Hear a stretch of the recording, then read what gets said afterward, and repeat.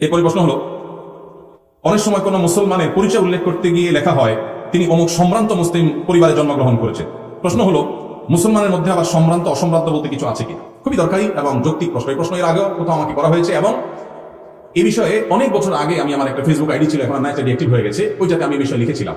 খুবই দরকারি একটা প্রশ্ন।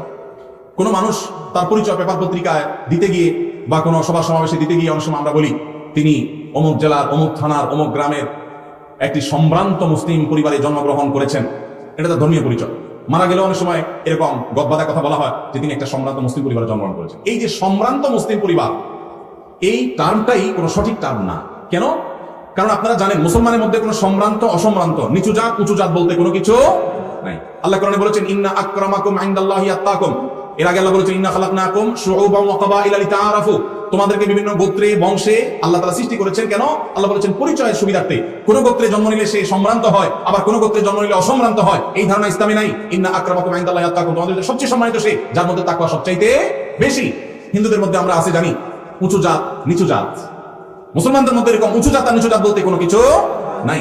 সকল মুসলমান আল্লাহর কাছে সম্মানিত যদি তাকওয়া থাকে, আর তাকওয়া যদি না থাকে, যত তথাকথিত নামকরা ফ্যামিলিতে জন্মগ্রহণ করুক না কেন, রাজবংশ জন্ম করুক না কেন, আল্লাহর কাছে সে নিকৃষ্ট, সে কখন আল্লাহর কাছে মর্যাদাপূর্ণ না। এই জন্য সম্ভ্রান্ত মুসলমান আর অসম্ভ্রান্ত মুসলমান বলতে কোনো পার্থক্য বা ব্যবধান ইসলামে নাই।